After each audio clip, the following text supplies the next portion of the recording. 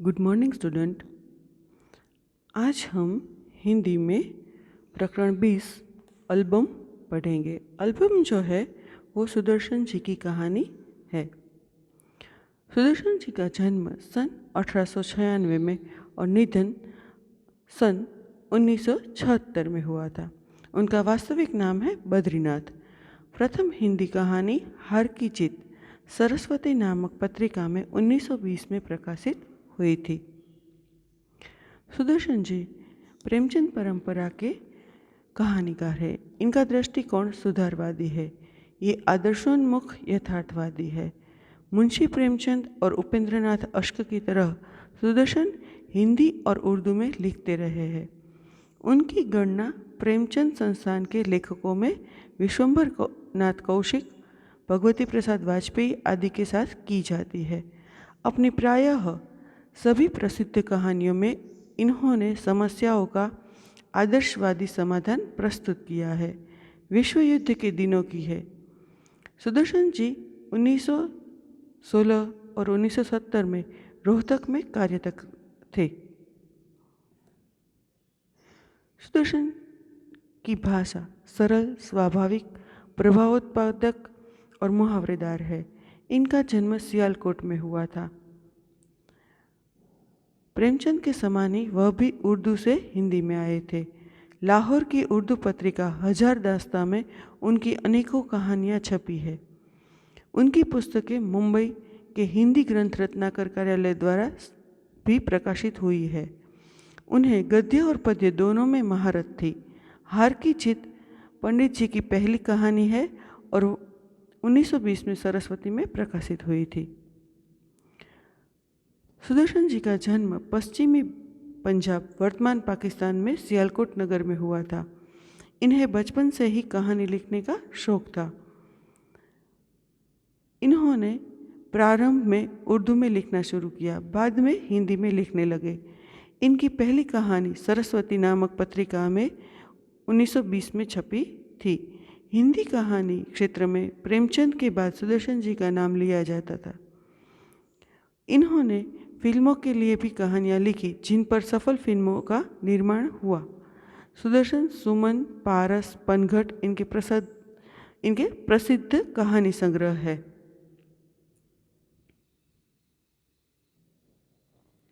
प्रस्तुत कहानी में पंडित शादीराम और लाला सदानंद के बीच जो आर्थिक व्यवहार हुआ, इसमें संबंधों को किस तरह बचाया गया, उसका मार्मिक वर्णन है।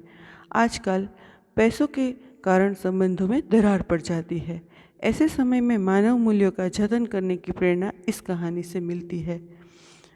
आर्थिक लेन देन में झगड़ा हो जाता है। बहुधा ऋण देने वाले और ऋण लेने वाले लोगों के बीच में किसी न किसी मुद्दे पर कटुता आ जाती है। प्रस्तुत कहानी में आर्थिक व्यवहार से संबंधित है, पर उसमें ऋणदाता और ऋण लेने वाले व्यक्ति का संबंध जो है वो बनाए रखने के लिए कितनी घटनाएं आती है, वो हम इस कहानी में सीखेंगे। इतना ही नहीं, कहानी में ऋणदाता स्वयं ऋण देने वाले व्यक्ति को ऋण अदा करने में सहायता करता है। कहानी ऐसी है कि दो मित्र हैं, एक ने उधार लिया है और उसको वापस करना है, मगर किसी न किसी वजह से वो वापस नहीं कर पा रहा है। तो जो सामने वाला व्यक्ति है वो ऋण उनके ही पैसे वापस करने में उसको सहायता करता है, मतलब और ज़्यादा मुश्किलें होती है। हम ये कहानी पढ़ते हैं। पंडित शादीराम ने ठंडी आह भरी और सोचने लगे, क्या यह ऋण कभी सिर से ना उतरेगा। वे गरीब थे, परंतु दिल के बुरे न थे। वे चाहते थे कि जिस तरह भी हो अपने यजमान लाला सदानंद का रुपया अदा कर दे। उनके लिए एक एक पैसा मोहर के बराबर था। अपना पेट काट कर बचाते, मगर जब 4 पैसे जमा हो जाते तो कोई न कोई ऐसा खर्च निकल आता था जिससे सारा रुपया उड़ जाता। शादीराम का हृदय पर बर्छियाँ चल जाती थी और वे कुछ न कर पाते थे। जो शादीराम है उनकी हालत जो है वो थोड़ी खस्ता थी, मतलब वो गरीब थे, तो उनके पैसे जमा करने पर कुछ न कुछ ऐसी घटनाएं होती थी जिससे उसके पैसे खर्च हो जाते थे। और पैसे खर्च होने के बाद उनको बहुत ही तकलीफ़ होती थी कि मैं जो लाला सदानंद के मेरे सिर पे ऋण है वो मैं अदा नहीं कर पा रहा हूँ। इसी तरह कई साल बीत गए। शादीराम ने पैसा बचाकर 80 रुपये जोड़ लिए। उन्हें लाला सदानंद को 500 रुपये देने थे। इस 80 रुपये की रकम से ऋण उतारने का दिन आता प्रतीत हुआ, परंतु उनका लड़का लगातार 4 महीने बीमार रहा, तो पैसा पैसा करके बचाए हुए रुपये दवा दारू में उड़ गए। पंडित शादीराम ने सिर पीट लिया। जो पंडित शादीराम है उन्होंने बहुत मेहनत करके बहुत ही एक एक पैसा जोड़ के 80 रुपये जमा किए थे, मगर क्या हुआ, उसका लड़का जो है बहुत बीमार हुआ, तो दवाई दारू में उनके सारे पैसे जो बचत की थी या बचाए थे वो सारे पैसे चले गए।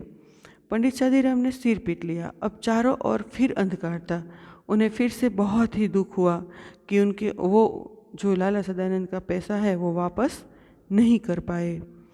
इसमें प्रकाश की हल्की सी किरण भी दिखाई न देती थी। उन्होंने ठंडी सांस भरी और सोचने लगे, क्या यह ऋण कभी सिर से ना उतरेगा?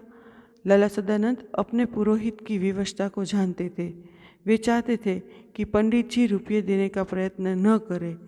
उन्हें इस रकम की जरा भी परवाह न थी। उन्होंने इसके लिए कभी तगादा तक नहीं किया था। इस बात से वे इतना डरते थे मानो रुपये उन्हीं को देने हो। जो लाला सदानंद है वो बहुत ही सज्जन पुरुष थे और वो चाहते थे कि जो शादीराम है वो पैसा न दे तो भी कोई प्रॉब्लम नहीं थी, मतलब वो ना दे तो उसको कुछ इतनी परवाह भी नहीं थी, मगर उनको वो बात करते हुए भी डर लगता था कि जैसे उनको खुद को पैसे देने हो। शादीराम के दिल में भी शांति न थी। वे सोचा करते थे कि ये कैसे भले मानस है जो अपनी रकम के बारे में मुझसे बात तक नहीं करते। खैर ये कुछ नहीं कहते सो तो ठीक है, परंतु इसका तात्पर्य यह थोड़े ही है कि मैं भी निश्चित हो जाऊं। मेरी तरफ उनका रुपया निकलता है तो मुझे देना ही चाहिए।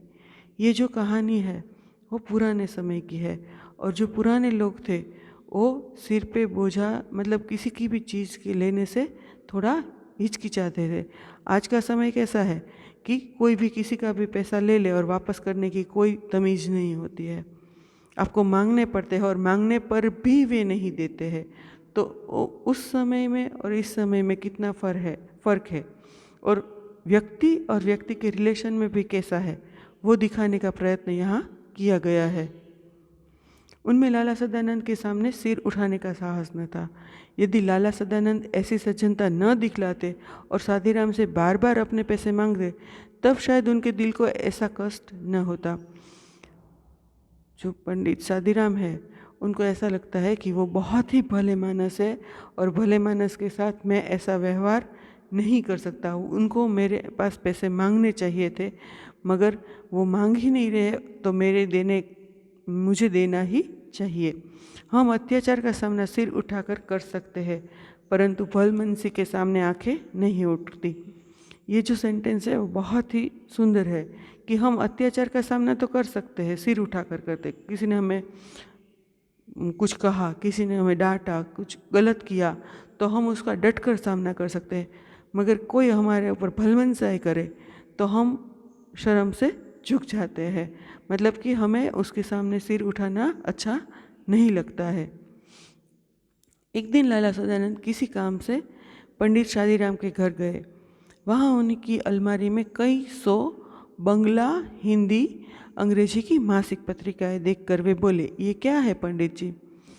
एक दिन जो लाला सदानंद है वो पंडित जी के घर गए और उनकी अलमारी में बहुत सारे मैगज़ीन थे, हिंदी में, बंगला भाषा में, अंग्रेजी की। तो वो मंथली मैगज़ीन थी। तो उनको देखकर पंडित जी ने कहा कि ये क्या है?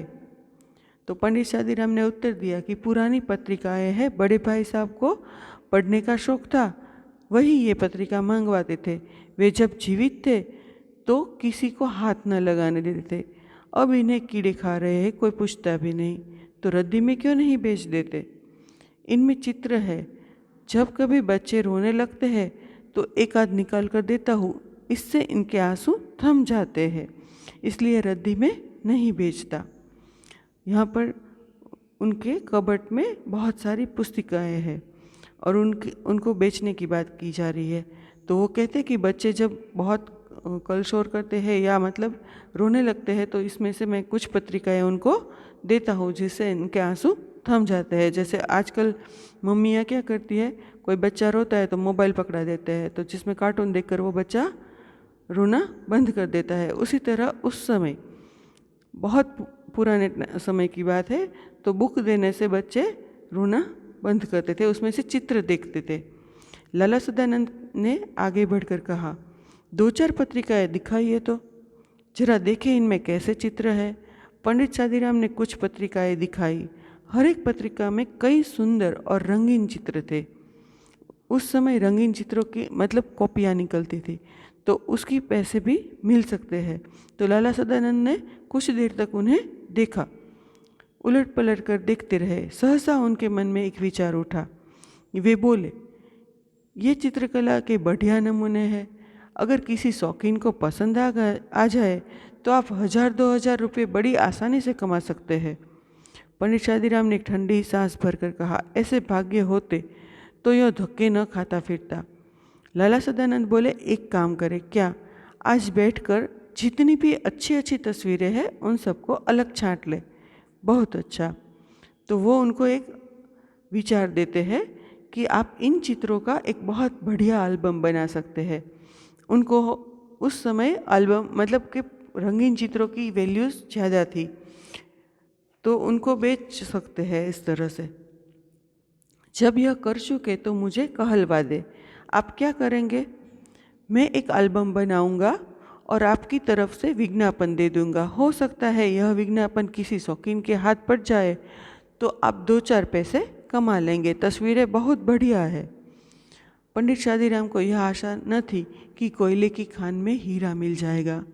घोर निराशा ने आशा के सभी द्वार बंद कर दिए थे। वे हतभागे लोगों में से थे जो संसार में असफल और केवल असफल रहने के लिए पैदा होते हैं।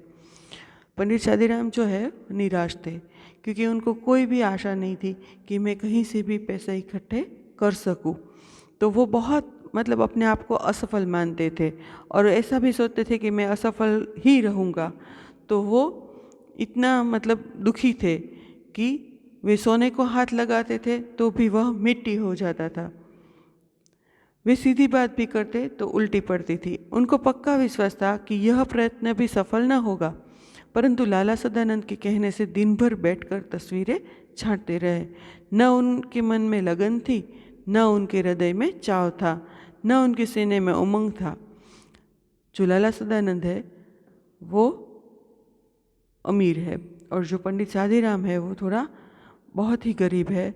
तो वो उनके अंदर एक निराशा बह गई है, मतलब निराशा ही निराशा है। तो उनके मन में कोई भी आशा नहीं होती है कि वो ऐसे ही सारे काम करते रहते, क्योंकि उनको पैसे की सख्त ज़रूरत थी, मगर वो कहीं से भी इकट्ठे नहीं कर पा रहे थे। तो उनको उनका हृदय जो है वो बहुत दुखी था। तो वो जो भी काम करते मतलब वो थोड़ा निराश ही रहते। शाम को देखा 200 बढ़िया चित्र जमा हो गए। उस समय वे उन्हें देखकर स्वयं उछल पड़े।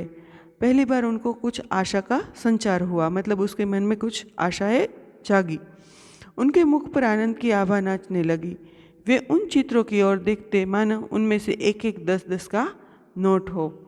आज 10 के नोट की कोई वैल्यू नहीं है, उस समय 10 रुपये बहुत बड़ी कीमत थी।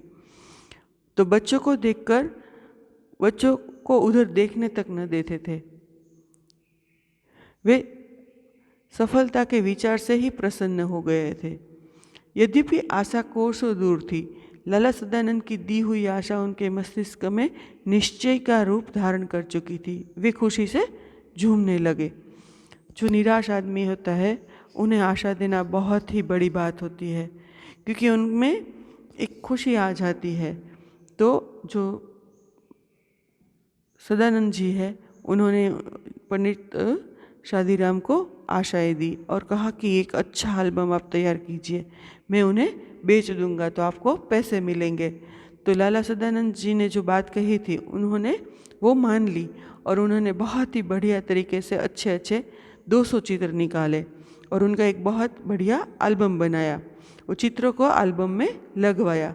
पुराने समय में बहुत ब्लैक पेपर मतलब मोटे वाले आते थे और उसके ऊपर फ़ोटोज़ लगाई जाती थी। आपके घर में भी पुराने एल्बम हो तो आप देख लेना कि जो ब्लैक एंड वाइट चित्र मतलब के पिक्चर्स होते थे, फोटोग्राफ होते थे, उनको एल्बम में लगाया जाता था।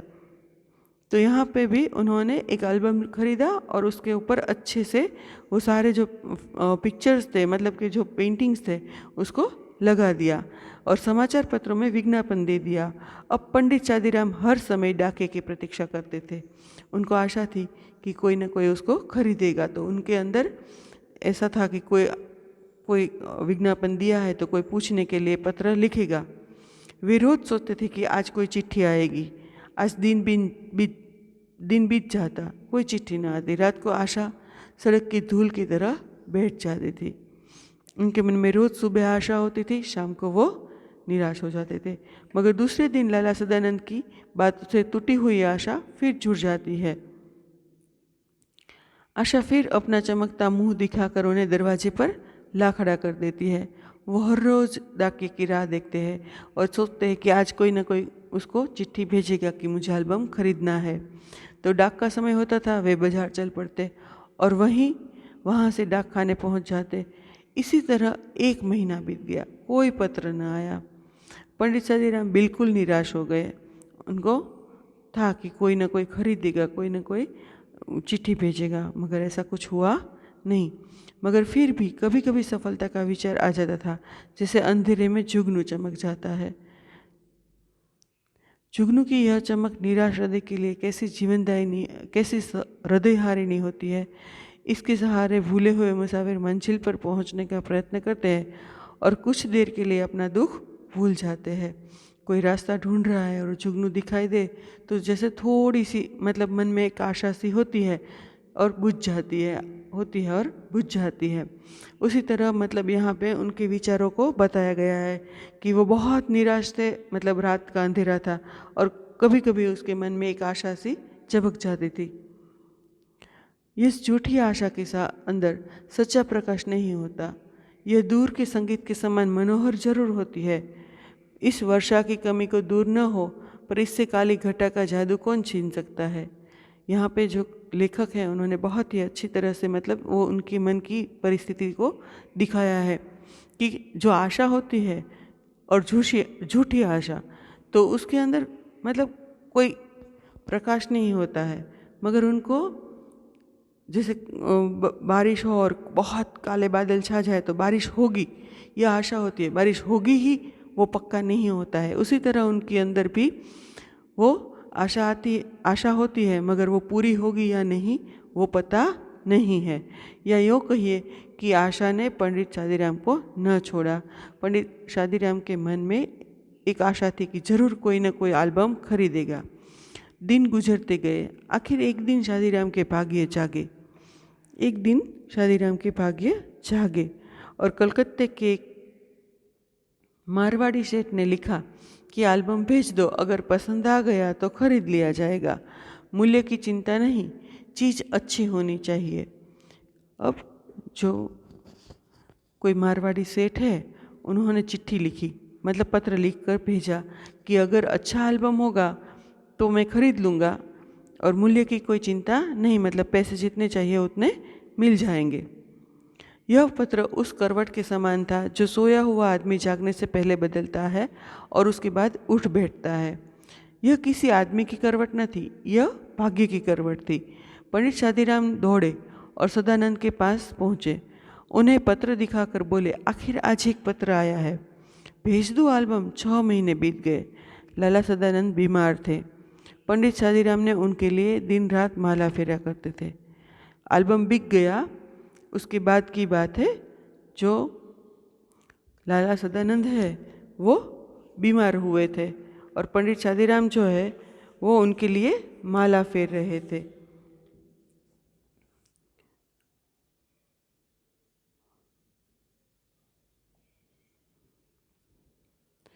पंडित शादीराम जो है वो माला फेर रहे थे क्योंकि सदानंद जो है वो बीमार थे। न वे वैद्य थे, न डॉक्टर और न ही हकीम। उनकी औषधि माला फेरना ही थी और वह काम वे अपने आत्मा की पूरी शक्ति से, अपने पूरे मन से कर रहे थे। उन्हें औषधि की अपेक्षा आशीर्वाद और प्रार्थना पर अधिक भरोसा था। सोचते थे दवा से दुआ अच्छी, मतलब वो उनके मित्र भी थे और उनके लिए, मतलब बीमारी में वो उनके लिए भगवान से प्रार्थना कर रहे थे। उन्हें प्रार्थना पर अधिक भरोसा था। एक दिन लाला सदानंद चारपाई से लेटे थे। उनके पास उनकी माँ, बूढ़ी माँ के दुर्बल और पीले मुंह को देख देख कर अपनी आंखों के आंसू अंदर ही अंदर पी रही थी। थोड़ी दूरी पर एक कोने में उनकी नवोढ़ा स्त्री घूंघट निकाले खड़ी थी और देख रही थी कि कोई काम ऐसा तो नहीं जो रह गया हो। पास पड़ी चौकी पर पंडित शादीराम बैठे रोगी को भगवत गीता सुना रहे थे। एकाएक लाला सदानंद बेसुध हो गए। पंडित जी ने गीता छोड़ दी और उनके सिरहाने बैठ गए। स्त्री गर्म दूध लाने के लिए अंदर दौड़ी और माँ घबरा कर बेटे को आवाज़ देने लगी। इस समय पंडित जी को लगा कि रोगी के सिरहाने के नीचे कोई चुभती हुई चीज़ रखी है। उन्होंने नीचे हाथ डालकर देखा तो उनके आश्चर्य की सीमा न रही। वह सख्त चीज़ वही एल्बम था जिसे किसी सेठ ने नहीं बल्कि स्वयं लाला सदानंद ने खरीदा था। जो एल्बम है वो मारवाड़ी सेठ ने नहीं खरीदा था, खुद लाला सदानंद ने खरीदा था, क्योंकि उनको लगता था कि जो शादीराम है वो कर्ज के बोझ के तले डूब रहा है। मतलब उनको पता था कि इनको ये लग रहा है कि मैं पैसे नहीं चुका पा रहा हूँ। इसके लिए उन्होंने खुद एल्बम बनवाया और खुद ही खरीद लिया और उनको बताया भी नहीं, जिससे उसके मन को, मतलब कि जो शादीराम है उसके मन को शांति मिले। मगर आज पंडित शादीराम को पता चल गया कि ये जो एल्बम है वो सदानंद जी ने खुद ही खरीद लिया था। तो उनके अंदर बहुत ही, मतलब कि उनके आश्चर्य की कोई सीमा न रही। और वो किसी सेठ ने नहीं, स्वयं लाला सदानंद ने खरीदा था। इसलिए पंडित शादीराम इस विचार से बहुत प्रसन्न थे कि इन्होंने सदानंद का ऋण उतार दिया। मगर यह जानकर उनके हृदय में चोट सी लगी कि ऋण उतरा नहीं, अपितु पहले से दुगना हो गया। उन्होंने बेसुध यजमान के पास बैठे बैठे एक ठंडी सांस भरी और सोचने लगे, यह ऋण मेरे सिर से क्या कभी न उतरेगा। यहाँ पर रिलेशन जो है उसकी बात है कि एक जो व्यक्ति है दूसरी व्यक्ति की मदद करता है और उसे बताता भी नहीं है। आज का समय कैसा है कि मैंने कुछ किसी को हेल्प की है, कुछ मदद की है, तो तुरंत ही हम बोलेंगे मैं કરાવ્યો, मैं हेल्प કરી હો, એટલે આ તારું કામ થયું। એટલે આપણે संबंध जो है, दोस्त का संबंध है या किसी भी व्यक्ति के साथ आप रह रहे हैं तो उनके दुख में आपको उसको चिढ़ाना नहीं चाहिए, उसको परेशान नहीं करना चाहिए, उनकी परेशानियां कम करनी चाहिए और उसको जताना भी नहीं चाहिए। मगर हम ऐसे नहीं हैं। हम क्या है, हम तो छोटी सी बात को भी बहुत बड़ी बना देते हैं, मैंने किया ऐसे करके।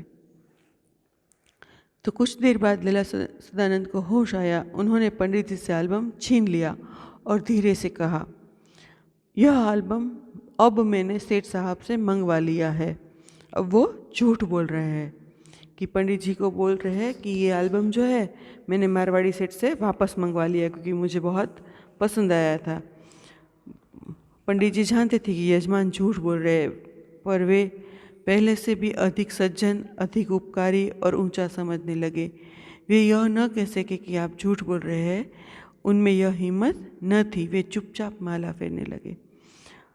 यहाँ पे दो व्यक्तियों के अच्छे रिलेशन की बात की गई है कि कैसे व्यक्ति होते हैं जो भी दूसरों की मदद करते हैं, और बहुत अच्छी तरह से लेखक ने यह बताया है।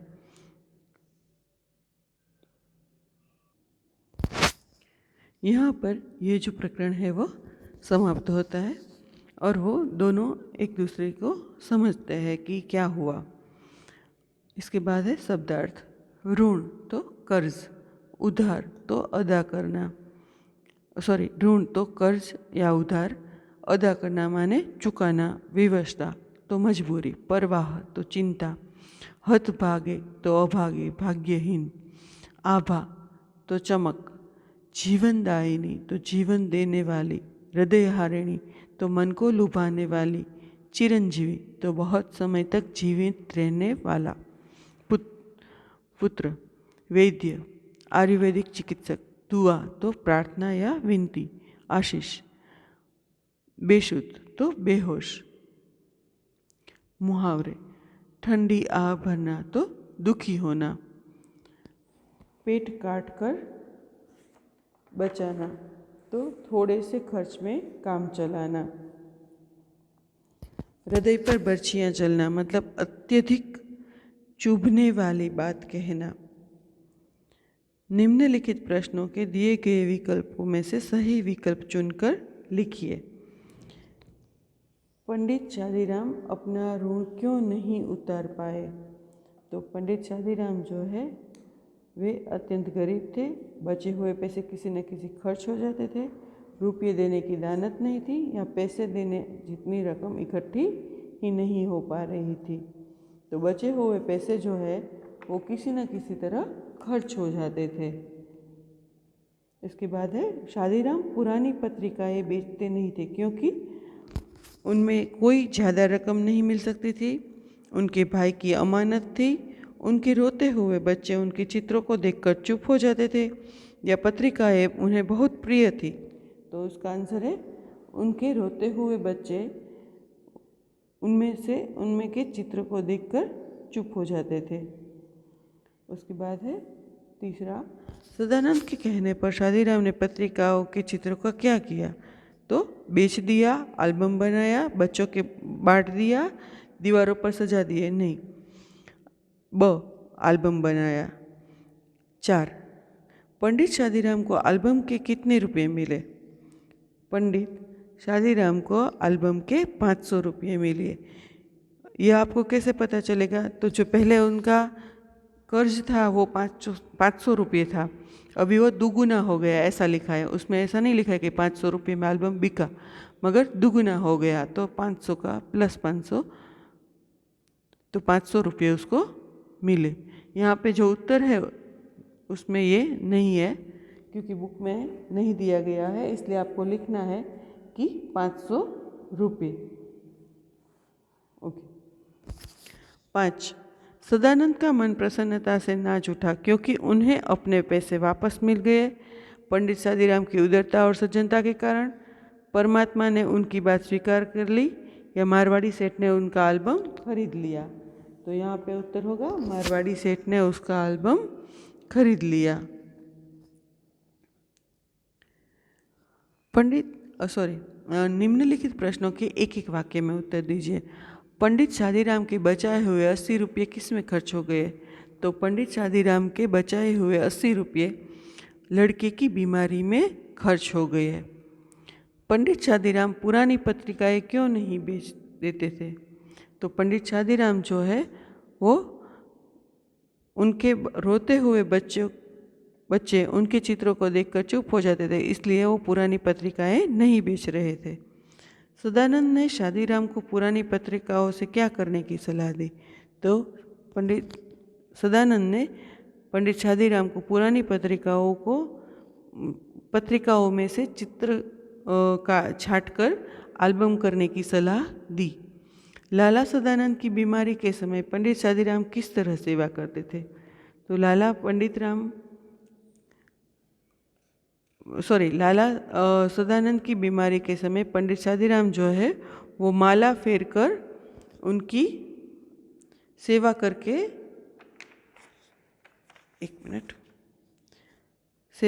माला फेर कर उनकी सेवा करते थे और उनके बारे में अपनी पूरी आत्मा की पूरी शक्ति और अपने पूरे मन से वो चाहते थे कि वे ठीक हो जाए। एल्बम सेठ ने मंगवा लिया है ऐसा सदानंद ने शादीराम से क्यों कहा? तो इसका उत्तर है कि जो सदानंद जी है वो उनका ऋण उतारना चाहते थे, तो वो पैसे नहीं दे रहे थे, तो उन्होंने मतलब उनका ऋण उतारने के लिए ऐसा कहा कि एल्बम सेठ ने मंगवा लिया है।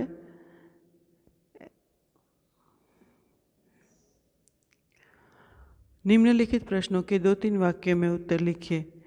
पंडित शादीराम कर्ज अदा करने के लिए क्यों बेचैन थे? तो पंडित शादीराम जो है वह उनका कई साल पहले कर्ज लिया था, वो उतारने के लिए उनके मन में बहुत ही था।